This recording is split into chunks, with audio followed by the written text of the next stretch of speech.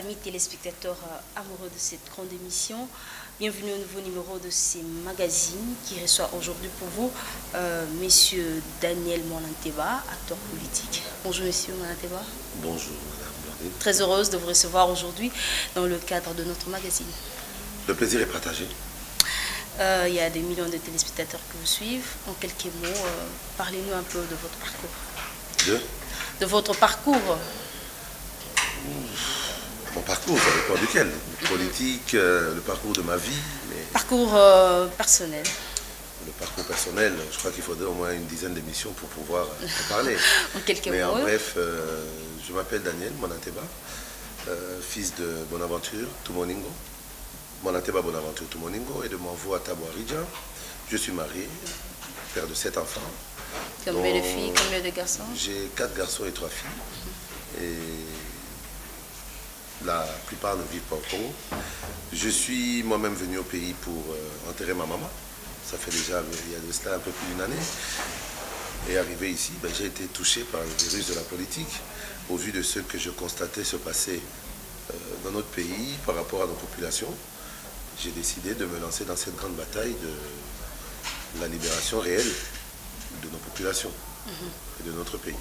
Qui voilà. Mais on vous appelle aussi Grand Pharaon. Pourquoi? Pourquoi ces noms? Ouf, Grand Pharaon. Oui, mais c'était en fait parce qu'à une certaine époque, j'ai été producteur musical et c'est un nom qui m'a été donné par un artiste musicien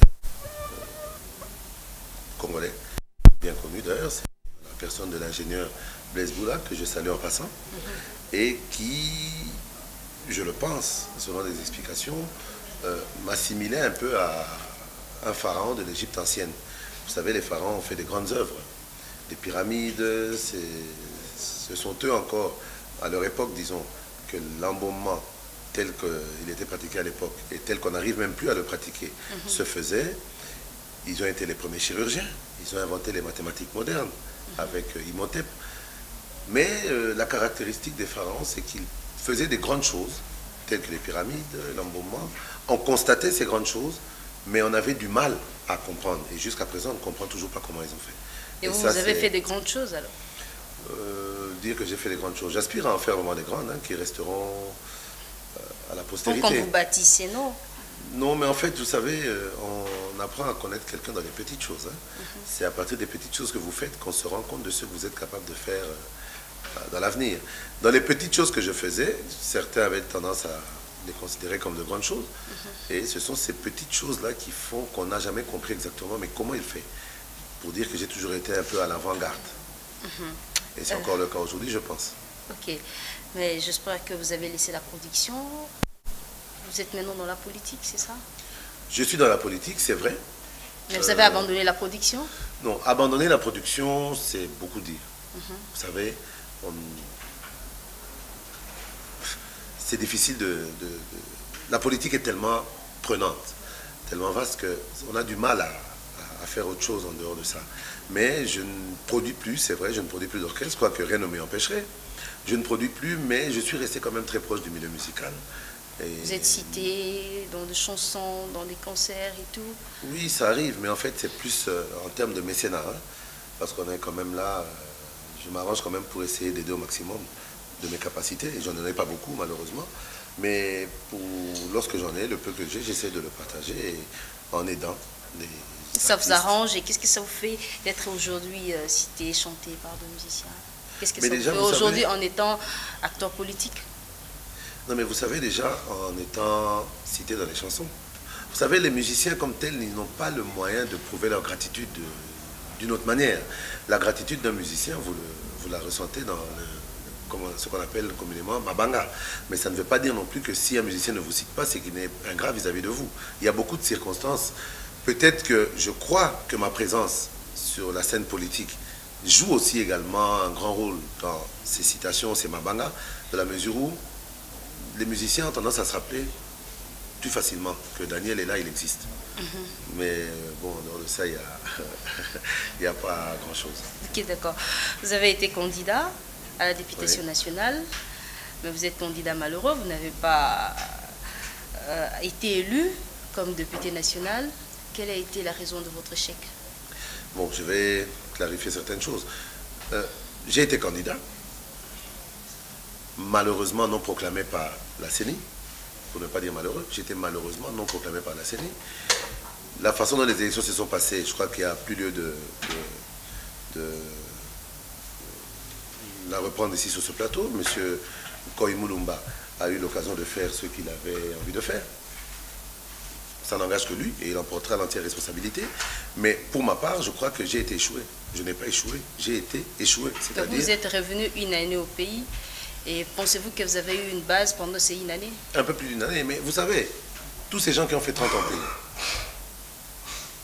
mais qui ont quand même triché à la Tchangou, vous le savez, au moins un peu partout, ça a été la tricherie pour des gens qui ont fait plus de 30 ans au pays et pour des gens qui ont fait plus de 5 ans, 6 ans, 10 ans au sein de cette majorité, activement en train de travailler, mais qui ont été punis. Est-ce que le temps est important? En une année, je crois que j'ai pu marquer les esprits. En une année, j'ai pu parler un discours différent des autres. Un discours plus risqué aussi, mais différent, dans la mesure où je dis la vérité. Je dis ce que je pense, comme je le pense. Et je n'ai pas tendance à chercher un moyen d'embellir les choses. J'appelle un voleur un voleur. J'appelle un pilleur de la République un pilleur. J'appelle un assassin un assassin. J'appelle le chat le chat. J'appelle un chien un chien.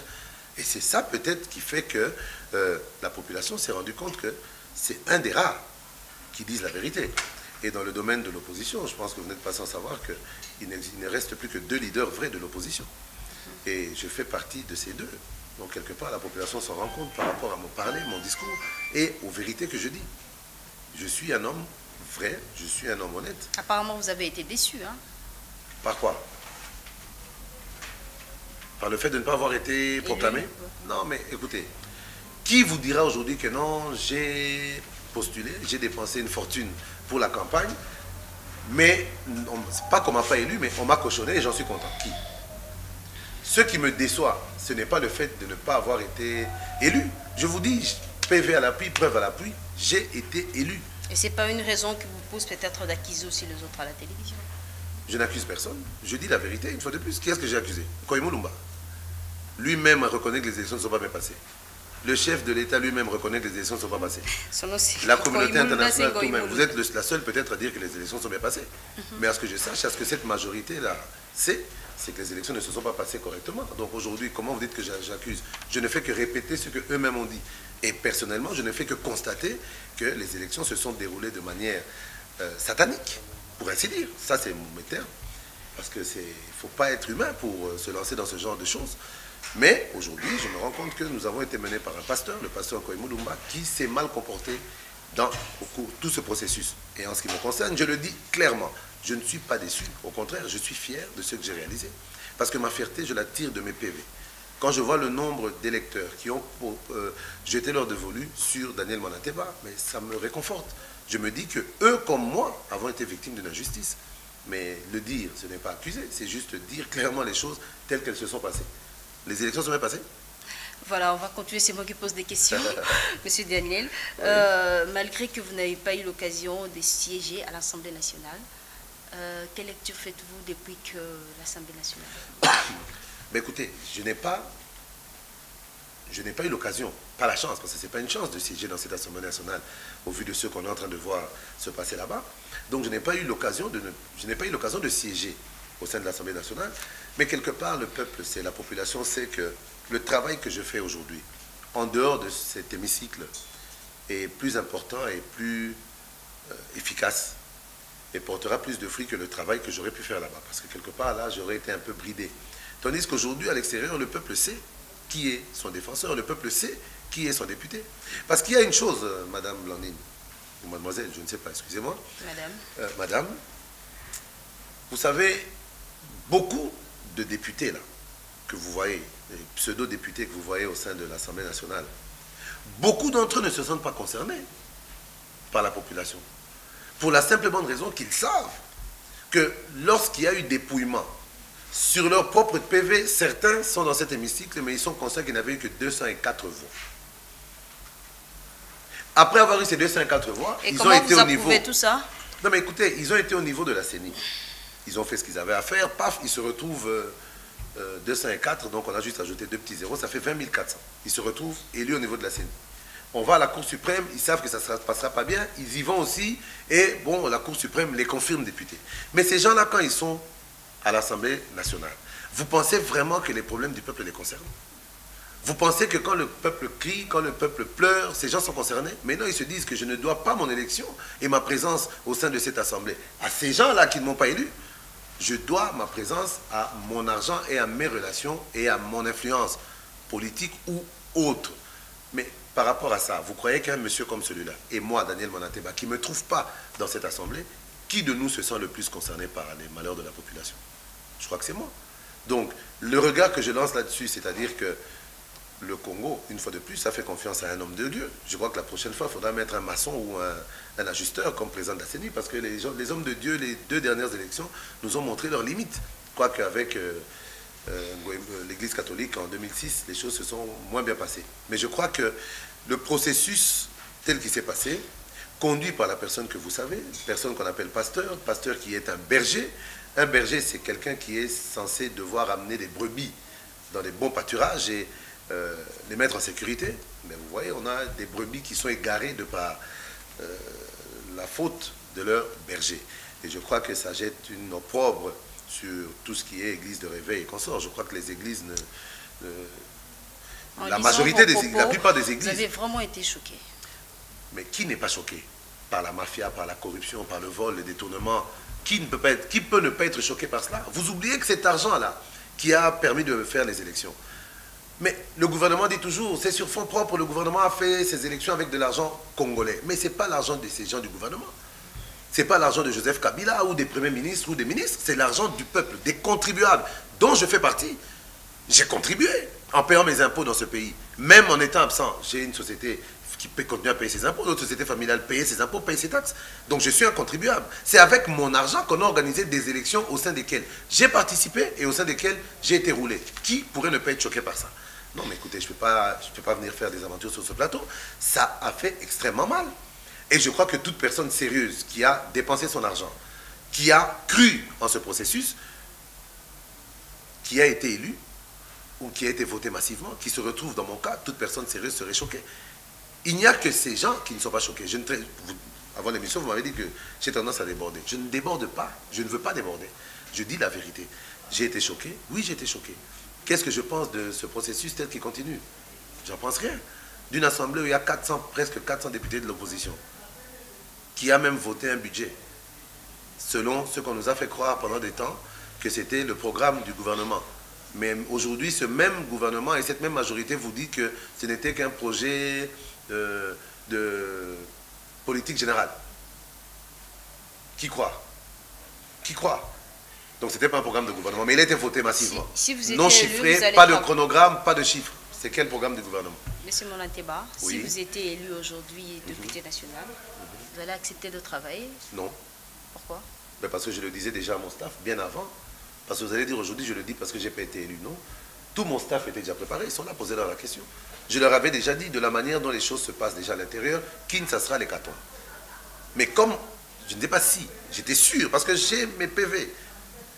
Mes PV faisant foi. J'avais déjà Apparemment, vous avez eu un peu de doute. Hein? Non, j'avais dit déjà que là, c'est acquis, on va y aller, parce que j'ai commencé à recevoir des messages de félicitations d'autres candidats qui avaient aussi des PV, qui avaient vu.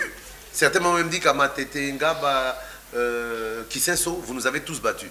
Parce que j'ai une base à Kisenso que personne ne peut se targuer d'avoir aujourd'hui, même pas les natifs de Kisenso. Et je ne citerai pas, ils le savent. Mais j'avais déjà dit, mais je ne peux, même si on passe, je n'irai pas travailler dans ces magouilles-là. Donc Bobo Sanango, Torotik à la Libanda. Parce qu'on ne peut pas participer à ça. Sinon, on va cautionner la fraude. Et je ne sais pas si, j'ai eu même à le dire dans quelques émissions sur le plateau, avant la proclamation. Donc j'ai des DVD que je pourrais prouver, qu'on ne dise pas que je le dis parce que je n'ai pas été élu, ou je n'ai pas été proclamé par la CENI. Ou bien il y a qui vous savez que vous ne serez pas élu. Maman, comment Yozo, vous allez en plus de 20 000 voix, sur 22 141 voix, vous n'avez pas qui Nabimi. Mais je me disais déjà, parce qu'en politique aussi, vous savez, la politique c'est une question de stratégie aussi. Et la politique, je ne fais pas la politique selon une sorte de populisme. Je sais que vous savez aujourd'hui que plus de 80% de la ville de Kinshasa soutenait Etienne Tshisekedi. Moi-même, je n'ai pas eu honte de dire que je ne suis pas de l'UDPS, je ne suis pas tshisekédiste. Je fais ma route et je n'ai d'ordre à recevoir de personne. Lorsqu'on me demandait si je vais m'aligner derrière Etienne Tshisekedi, j'ai dit je ne m'aligne derrière personne. Je m'aligne derrière mes convictions lorsque ces convictions vont dans l'intérêt de la population. Mais, je disais, une chose est vraie aussi par rapport à Etienne Tshisekedi. Personne, mais je dis bien personne, n'a évité Moutoro tellement tout le monde a moussapilé que la lutte, il y a démocratie, il y a libération, beaucoup. Abouné kolega Tshisekedi. Ce que j'apprécie chez lui, c'est la constance dans le combat. La constance dans un combat pour l'état de droit. Moi-même, j'ai fait de ce combat mon cheval de bataille. Un état de droit, parce que je considère qu'en dehors de la justice, rien ne pourra se faire dans ce pays, dans quelque domaine que ce soit. Il faut d'abord qu'il y ait une justice assise, une justice indépendante qui ne dépend pas des politiques. C'est-à-dire une justice où on ne voit pas un ministre ou qui que ce soit appeler le procureur général ou le premier président de la Cour suprême pour lui donner des injonctions. Une justice où on ne voit pas un ministre appeler un président de cour d'appel pour donner des injonctions. Mais une justice indépendante passe par une justice dont les auxiliaires, c'est-à-dire les représentants, juges, magistrats, huissiers, greffiers et consorts, seraient bien payés d'abord. Parce que c'est bien beau de dire qu'il faut combattre la corruption, la fraude et consorts, mais commencez par bien payer les gens. D'accord, ok. Selon vous, quels sont les bons critères d'un bon politicien?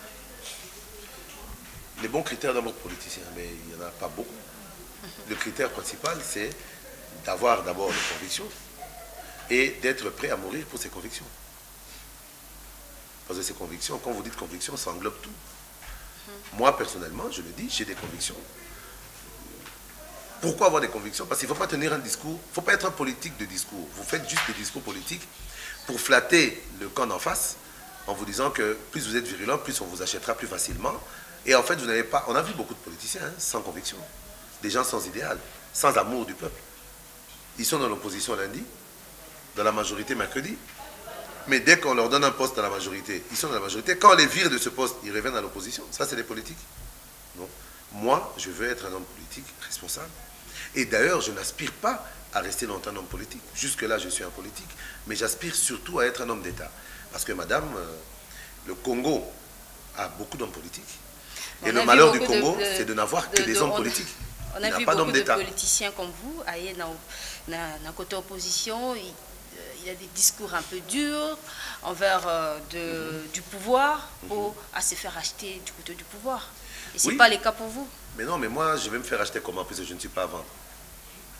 Et je le dis toujours, je ne suis pas à vendre, donc je ne serai pas acheté. Et vos apaisements sur ce point-là. Ceux qui doutent, ben écoutez, qu'ils essayent toujours. Je dis toujours, j'ai un combat que je mène. Ma vision, c'est la réussite en politique, en dehors de cette majorité. Parce que je considère, ça c'est mon droit, je sais que comme vous dites, j'ai des propos durs, c'est des propos surtout très risqués, parce qu'on ne sait jamais ce qui va se passer le lendemain matin. Ou se faire acheter peut-être après aussi. Mais non, faire acheter par qui? Personne n'a les moyens de m'acheter. Personne. Ils vont m'acheter avec combien? Dites-moi un peu. Cette majorité, elle va m'acheter avec combien? Ceux qui se font acheter avec un 100, 200, 500 000 $, c'est des gens qui n'ont aucune notion de leur valeur. Moi, en tant qu'être humain, est-ce que on peut m'acheter? Vous-même, vous savez que la vie humaine n'a pas de prix, non? Donc, je n'ai pas de prix. Donc, je ne peux pas être acheté. Je ne travaillerai pas avec cette majorité. Peut-être s'enrichir. Mais je vais m'enrichir comment sans travailler avec eux? En faisant quoi? Ils vont me corrompre? Ils vont me donner l'argent pour que je